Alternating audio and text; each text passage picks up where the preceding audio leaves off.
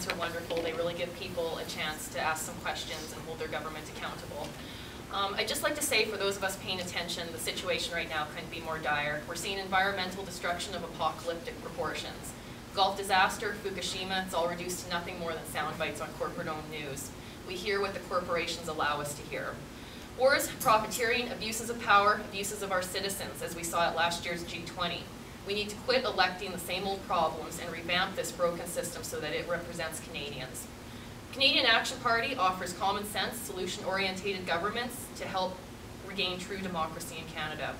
Right now, one could only consider the system a corporocracy, corporate communism, with the decisions being made in the best interests of multinational elites over Canadian citizens and our future generations.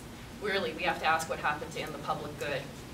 CAP's most urgent priorities include the immediate abrogation of NAFTA and the end of all harmonization agreements that are installing a North American Union with the United States and Mexico. The Free Trade Agreement's National Treatment Clause gives foreign corporations unrestricted investment opportunities in Canada without conditions and without limits. We've lost the right to say that only foreign investment that's beneficial to Canadians is welcome here.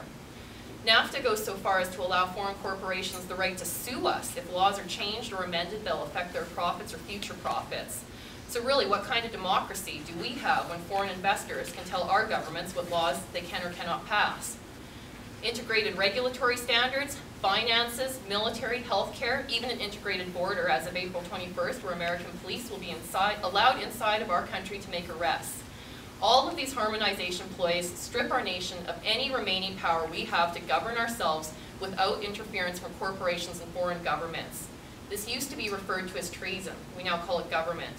Only in the lowest points in history have we ever seen our governments so openly colluding with corporations against their own people.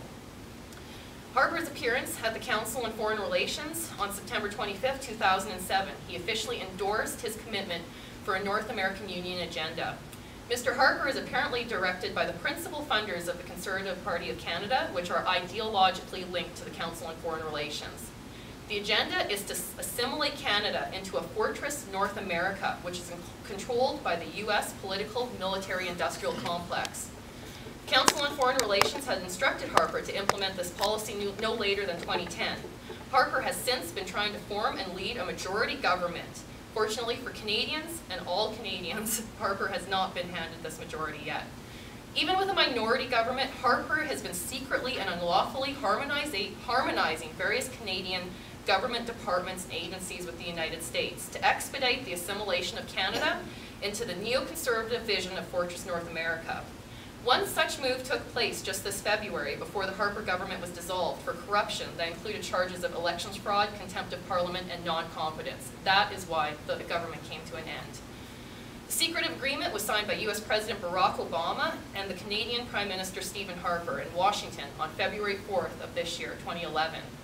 Obama and Harper will establish a new border around Canada and the United States, and will begin the work of removing the border between Canada and the United States in order to form a corporate-controlled fascist America called the North American Union.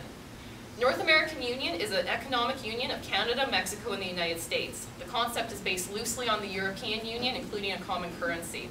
The United States big businesses want complete control of Canada's vast natural resources. We've all seen this very clearly these past 20 years. Canada is the last remaining country on Earth with vast amounts of untapped natural resources. The deal was made to rob Canada and Canadians of our financial future. The border deal is told it will protect us from terrorism. That's how it's being sold. But in fact, we're getting into bed with the #1 terrorist nation in the world today, the United States of America, a nation that is bankrupt and nearing social upheaval. The Council on Foreign Relations has published a book on its North American Union manifesto entitled Building a North American Community. I suggest you look it up.